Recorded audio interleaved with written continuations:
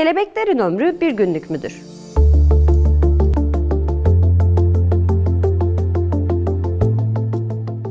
Rengarenk ve oldukça ilginç desenli olmanın yanında haklarında yanlış bir bilgi var. Bazen bir ressama, bazen de bir şaire ilham veren bu canlıların ömrü bir gün değildir. Ne kadar yaşadıkları genel olarak boyutlarına ve yaşadıkları bölgeye göre değişiyor.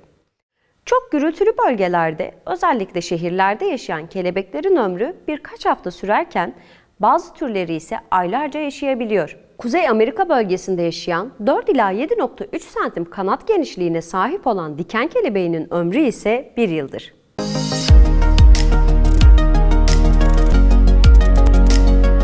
Geldik programımızın dosya bölümüne. Bu haftaki konumuz yapay zekanın rolü.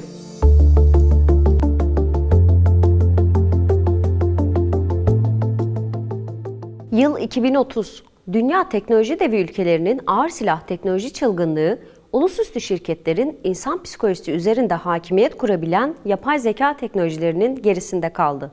Dünyada siyasal sınırlar anlamını yitirdi ve coğrafi sınırlar esas alınmaya başlandı. Bu nedenle hükümetler değil, ulusüstü şirketler dünyayı yönetme görevini üstlendi.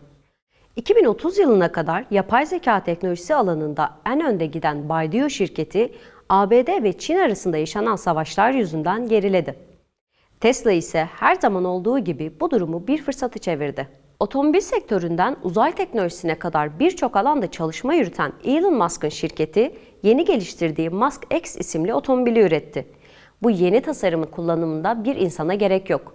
GPS lokasyonları doğrudan kuantum bilgisayarlara bağlı olduğundan çevresini insanlar gibi 4 boyutlu değil 7 boyutlu algılayabiliyor. Bununla birlikte güçlendirilmiş radar verimliliği de sorunsuz bir şekilde işliyor. Şirket, otomobil teknolojisinin yanında 2025'te tamamladığı Starlink uyduları projesiyle yapay zeka teknolojisinin zirvesine ulaştı.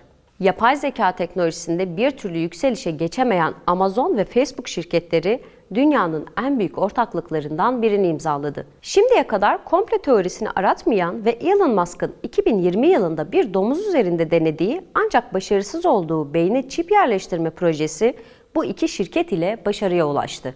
İnsanlar bu yeni yaşam modeliyle neredeyse tüm seçimlerini algoritmanın yönlendirmesiyle yapıyor.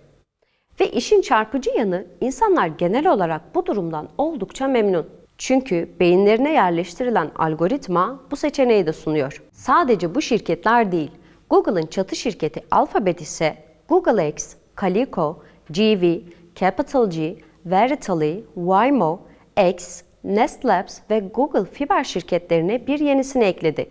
Psychoplus şirketiyle birlikte toplum davranışları yeniden planlanmaya başlandı. İnsanların 10 yılda dünyayı maruz bıraktığı salgın hastalıklar, doğal afetler, savaşlar ve kapitalizmin çılgınlığı bu projeyle kontrol edilip daha düzenli bir toplum ahlakı yaratılması planlanıyor. Diğer hepsinde olduğu gibi bu modelin tamamlanmasında da insana gerek yok. Milyonlarca davranış ve olasılığı aynı anda hesaplayabilen kuantum yapay zeka robotlar bu işi de sorunsuz yürütüyor. Bütün bunlar bir teori ya da distopik anlatım gibi görünebilir. Ancak bu senaryolar önemli bir boyutuyla zaten yaşamlarımızda yer alıyor. Ve dosyanın başında da belirttiğimiz gibi tüm bu durumların organize edilmesinde insan özgür düşünceyle yer almıyor. Bu durum daha çok bir veya birkaç mühendisin oluşturduğu algoritmaların tasarlanmış makinalara takılmasıyla gerçekleşiyor. Tıpkı şu an kullandığımız internet gibi. YouTube reklamları bu durumun en büyük örneği. Bir konu üzerine internette gezintiye çıkıyoruz. Daha sonra hemen o konu hakkında reklamlar görmeye başlıyoruz. Ya da kullandığımız bir sanal medya platformunda gezinirken habire karşımıza dikkatimizi çeken ve kullanıcının yaşamında yarar sağlayacağı düşünülen ürünlerin reklamlarını görüyoruz. Ancak bu durumun altyapısı bu kadar da basit değil. Öyle ki sanal medya kullanıcıları bir yerden sonra bilinçaltının gördüğü son resme odaklanıyor. Bunun en büyük örneklerinden biri Facebook şirketinin ABD seçimlerine yaptığı müdahalenin yanında milyonlarca kullanıcısının verilerini satışa sunması. Benzer suçları Amazon şirketi gibi birçok şirkette işledi. Filozof Mandy Hale, insanın yaşamdaki yerini şu sözlerle özetliyordu. Mikroskop bize ne kadar önemli olduğumuzu, teleskop ise ne kadar önemsiz olduğumuzu gösterdi. Mandy Hale'ın ardından 30 yılı aşkın bir süre geçti. Peki sizce günümüz koşulları ile yaşamdaki önemimiz hangi noktaya evrilmiş durumda?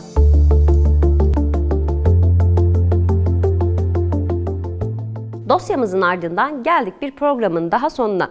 Yeni bir haftada görüşmek üzere. Bilim ve teknoloji ile kalın.